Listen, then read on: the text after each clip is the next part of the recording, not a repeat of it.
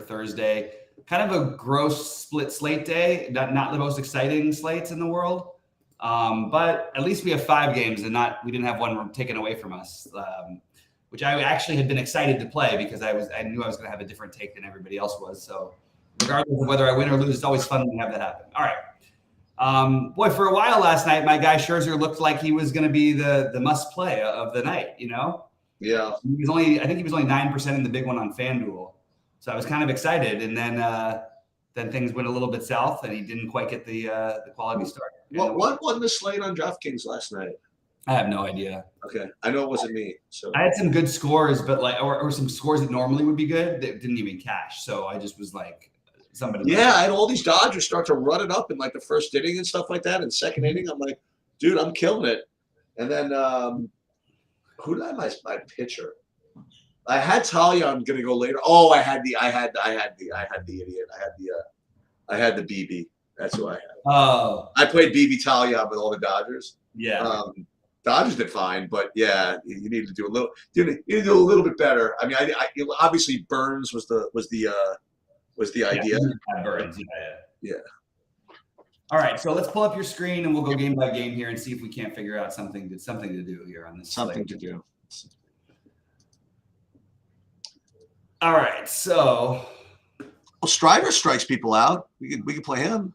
Well, all right, we'll get there in a second. Yeah, we'll get to that one. Well, we as usual. We have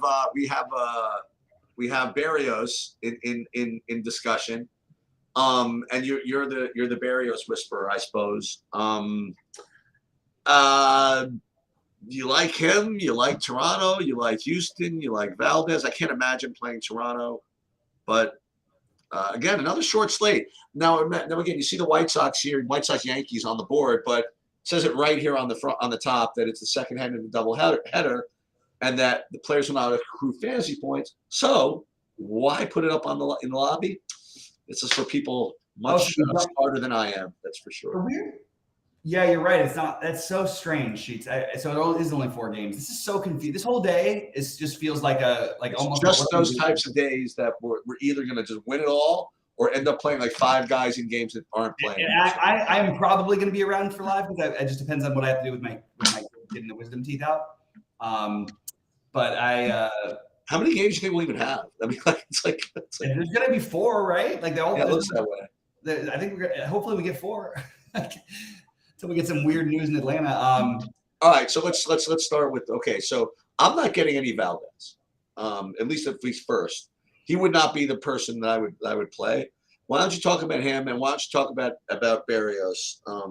Because I currently, again, I have Houston is very playable, but I'm always on not the different side of you, but I guess I'm always like more anti-Barrios than most people, and he always seems to do well when that's not true. I think you're actually everybody's always extremely anti-Barrios. When I play him, he's like 2% owned every time. This is now he's put up 20 every single game, so now people will play him. A little bit. Barrios, I think is. If I had to pick one of these, I'd probably play Barrios, but I don't really want to play either of them. Valdez is a great pitcher. It's just a tough matchup. And even in tough matchups, he's still very good. So I think he can get through it. It's just you have a lot of good righties on the other side. So I'm sort of off of I mean, it's weird to say that, but I'm not that interested in anything in this game. I might have to revisit it because we don't have a whole lot of options. But as of right now, nothing really stood out to me as being amazing. And on top of it, I don't think you're going to get like low ownership on Houston. Actually, I think we'll have some ownership, and I think Toronto's going to have I think that Kirk will have some ownership because of the catching position. I think that Bichette and Springer, good career numbers against lefties. Vlad is probably going to get like 10% ownership, so they're going to have some ownership here. I may take a one-off or two, but as of right now, I'm not really on that game as a target personally. Are you? No. Okay. I'd like to think that his next game is where the majority of the hitting and the ownership is probably going to come from. Cleveland, Boston, and Boston's throwing this dude up there who's like 34 years, however old he is, making his first start, and he can't get anybody out of the mind. Yeah. So I imagine Cleveland's going to look good. And it's not like Boston has this incredible bullpen ready to back him up. So And then on the other side, I mean, I've always, not always, but I've been kind of like never embarrassed to play a lot of hitters against Savali. So this game, especially on a 4-game slate, when you have Strider in one game, so I'm not playing the Mets. I think both these teams are heavily in play, and will probably be heavily in play for everybody. No. Yeah, but it's the worst hitting conditions on the slate. They have terrible hitting conditions in Atlanta. In New York, it's not ideal. Oh, sorry, we don't have New York. Never mind. Sorry, okay. I almost just jumped into that something totally ridiculous. Yep. Jesus, this slate. So so I mean, sure. The problem is you have Cleveland, no power Cleveland, and you've got Boston, who doesn't hit nearly as well away from home. I think that Boston doesn't get much ownership for what it's worth today, a ton of it, and I think that's something we could certainly do. For what it's worth, the thing about Savale that we say, I mean, I don't think he's given up. He's given up 1 home run this season. That doesn't mean anything, that he can't. Yeah, I don't know how many home runs you're going to need on this slate either. That's right, exactly. So maybe I'm overlooking at. Maybe I'm looking too far into that one. So I guess if I had to rank between the two of them, I would probably take I would want to take the Cleveland side, but I actually think that the Boston side will be lower owned, and maybe that's the right thing to do. What do you think, Sheets? Yeah, you know what this slate's going to remind me of the early slate. I think we might end up playing like one-offs in the Mets. Get Strider, take it a home run or something. I'll tell you what we may end up playing is nothing. Yeah. I may just do the full on a punt of the slate. No, I'm just kidding. I'll play a lineup. I'll be playing. I actually think I'm pretty sure I know what I'm going to do. Yeah, we'll get to the late night hammer in a minute. No, I mean, not even the late night one. I think I know what I'm going to do separately. I'm probably going to be okay. So I have Boston ahead. I think one of the third basemen from this game is probably who you're playing if you can afford them. Devers and Ramirez. Ramirez has been really bad this year, and it's not being really. I didn't even know that. He's hitting like 260 with 6 home runs, and he doesn't run anymore. Like his production. I mean, just look at his. Actually, who else hasn't been all that special? Like, he's got some home runs and RBIs, but even Devers, like these guys are like JD Martinez averages he's at 20% more fantasy points per game than these guys. Would you guess that? You know what I mean? Yeah. I mean, the thing is, Ramirez is fine. We're used to this guy who just gives us 1 million fantasy points, and he hasn't stolen a base in over a month, and he used to just run every time he got on base. But I do think, there's a lot of good third basemen actually, even on a small slate. I do think that both these third basemen stand out as being good plays. I do think that the Boston side of this is a little bit interesting because of I think lower ownership, and I think that Cassis is a value play you could use, assuming that he's batting 5th or 6th. Easy to like the guys at the top. You're either gonna spend up for Strider or one of these guys, probably in general. I don't know. I'm just not that excited about this slate, except for I'm excited more about talking about the next game. Do you have anything what's your priority in this game? Well, Verlander. Oh no, I meant in the game we were talking about. Like I just said, like both hitters, and both. Just like both sides. Okay, gotcha. Yeah, and like I said, you don't need that. I don't think you need that many points. So if this dude's gonna come in and freaking walk everybody in Cleveland, that's fine too. You know what I mean? I'll get my Quan single and my Miles Straw double and my maybe Ramirez gets something. You know what I mean? I'm not gonna need 9 runs in this game. I don't think. Yeah. The problem is, I think they're gonna be owned.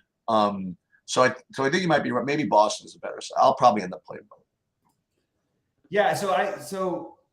I'm going to if I stack any team tonight, it's probably going to be the Mets. I know Strider's awesome and all these things.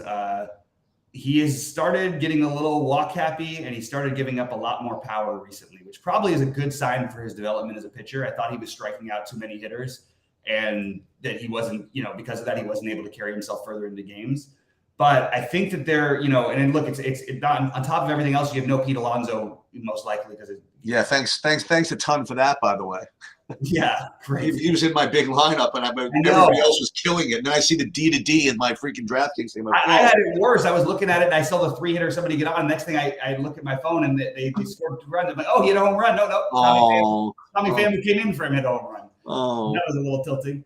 I like the idea of okay, look, I don't think you necessarily need to fully stack here. I don't mean 5-man stack. I think that a 3 or 4-man Met stack, though, is completely viable in this kind of slate. You have to try and play to get different games somewhere. Why not just take one gamble?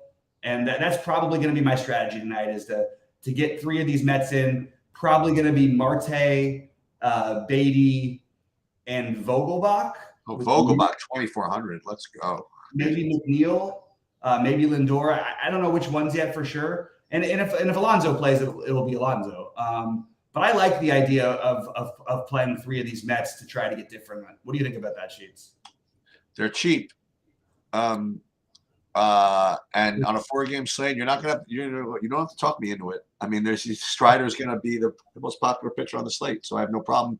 I have no problem in a 4-game slate with someone like that. Like you said, I mean, he's showing signs of not being a freaking steamroller, right? So he's going to be 70% owned. So I have no problem with that. And I definitely want to play Verlander here. I want to play Verlander too. And it's great hitting conditions, just for what it's worth. Like 81 degrees, 10-mile-an-hour winds blowing out in Atlanta in the summer is just a dream hit for hitters. That's the problem. But hey, they got to hit it. Like what's happening with Scherzer last night. Although, and the funny part is that I think that Atlanta is going to be popular. Like I think they're going to be pretty high owned as far as these teams go. So I'm going to stick with the Verlander and the Mets as my thing today. I like it. It's at least something that could work. All right. So in the late night hammer, the 2.5-hour break or whatever it is, you get the leader of the free world, Drew Smiley, against what could be the chalk. I don't know. And Reed Detmers, I'm not sure. Kind of a funny guy to be chalky with his 2 fantasy points, 8 fantasy points, 8 fantasy points, 11 fantasy points. 0-5 with an ERA of 8 million. But he's barely really cheap. I guess they're in play, I suppose, both of them.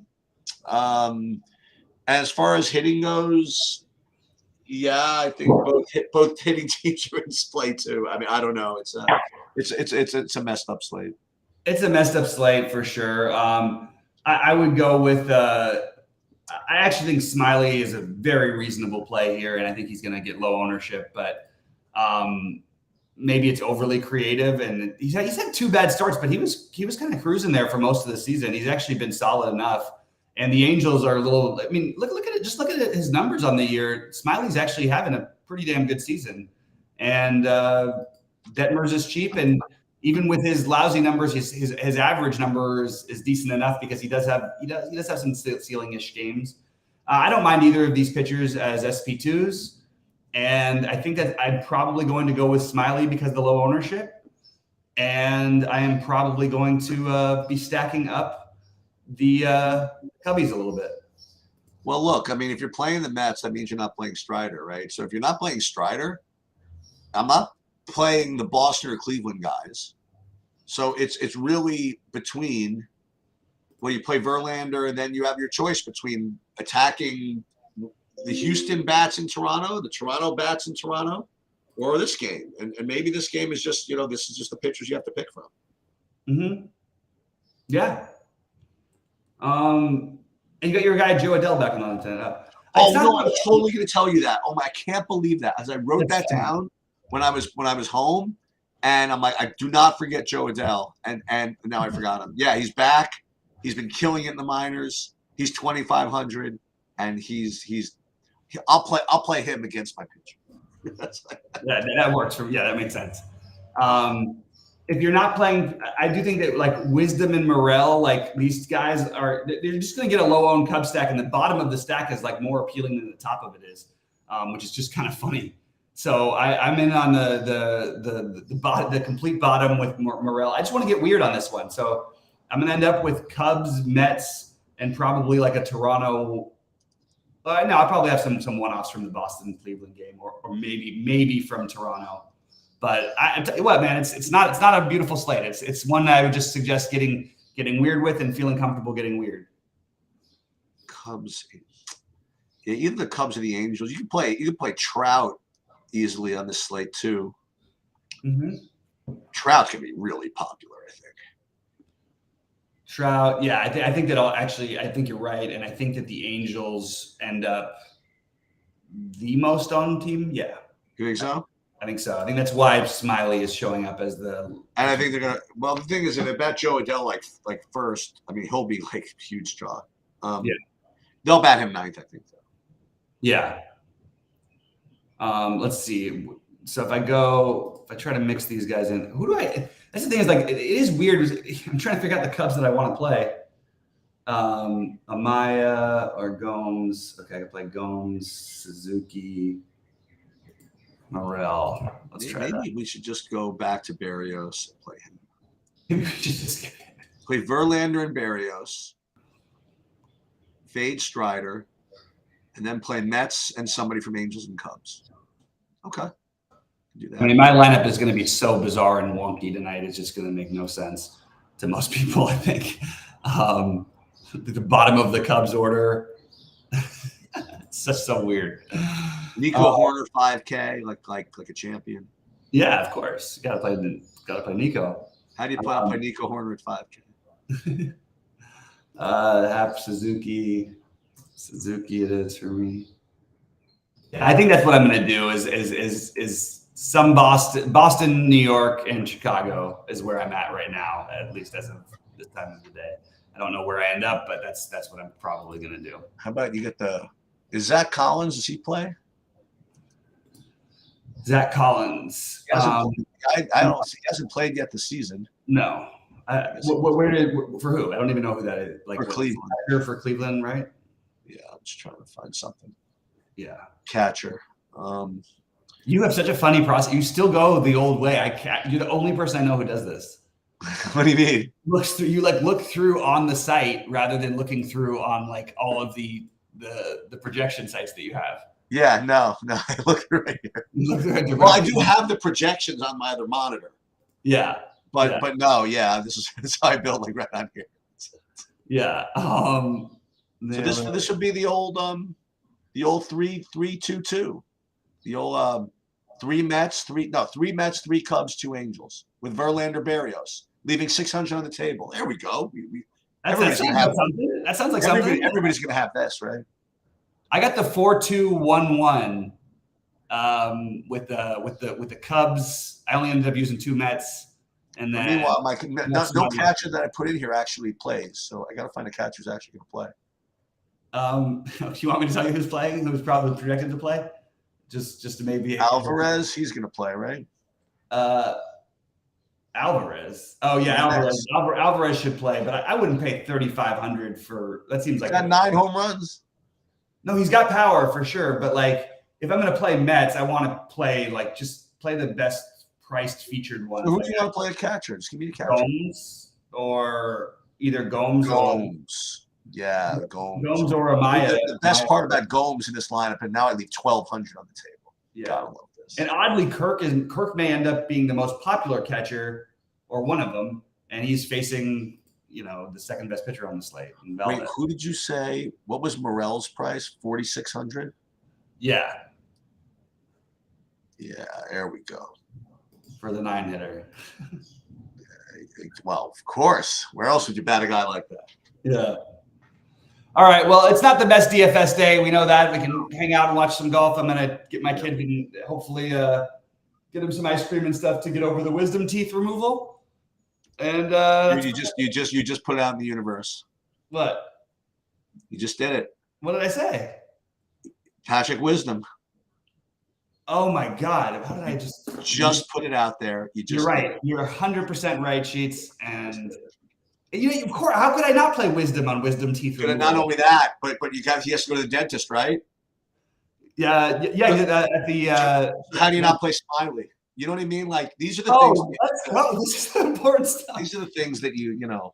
These are the things. I'm with you. I love this. This is hilarious. Why does Zach Collins have a 4K price? I don't even understand some of these pricing. things. Like they're just crazy. And, I and, love and, that. we can make any of a million Adele references for Joe Adele. and if we feel we're playing, we're putting in too fishy a lineup, we can always play trap. So here we go. I think we've exhausted all of it. We'll check it out later, I suppose. Why not? All right. Good luck, everybody. All right, later. All right, man. Have a